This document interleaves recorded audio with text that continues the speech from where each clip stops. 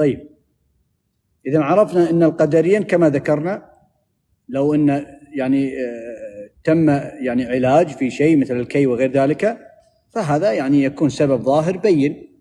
واضح؟ طيب، قال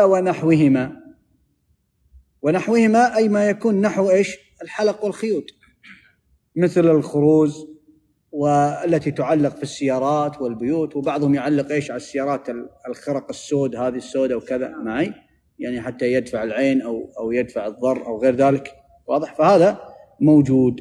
فإذا يعني هذا الأمر حتى الذي يعلقونه على الأولاد يا أخوان، يعني المشكلة الآن بعض المواليد أول ما يولد يروحون يشترون له شيء مش عارف إيش مكتوب عليه عين أو شيء من هذا، يعني من باب الهدية والزينة، وهذه كلها إيش من الأسباب إيش الشركية التي لا تجوز، وتدخل في هذا الباب وهو باب إيش الشرك.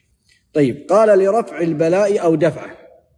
الرفع يكون بعد النزول، رفع البلاء الرفع يكون بعد النزول، أو دفعه يكون قبل النزول. واضح؟ ولهذا لا بد أن نفهم أن شيخ الإسلام بن محمد عبد الوهاب عليه رحمة الله لا ينكر الأسباب الصحيحة لرفع أو دفع البلاء، ما ينكر هذه المسائل، إنما ينكر الأسباب الغير شرعية. واضح؟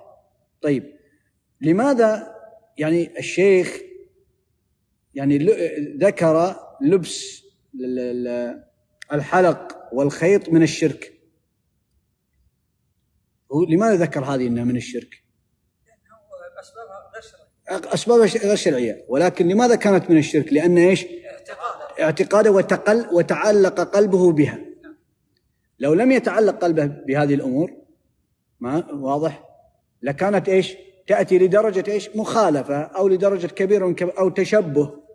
ولكن مثل لو الآن رجل راح لبس سلاسل مثل النساء يبي يتشبه بالنساء وتراكي وكذا، شو نقول له؟ هذا تشبه، ما نقول له أنت وين أنت جالس تسوي، فهمت؟ هذا تشبه بالنساء. ولكن هذا الذي جعل الخيوط والحلق وغير ذلك لدفع أو رفع البلاء، هذا جعلها إيش سبب، يعني كأنه سبب شرعي، وهو ليس بسبب شرعي ولا قدري، جعل سبب اعتقادي. أي نعم، وجعلها سبب لرفع البلاء أو دفعه. واضح؟ فكان من الشرك استعمال ولا يستطيع أن يدفع البلاء أو يجلب الخير إلا الله سبحانه.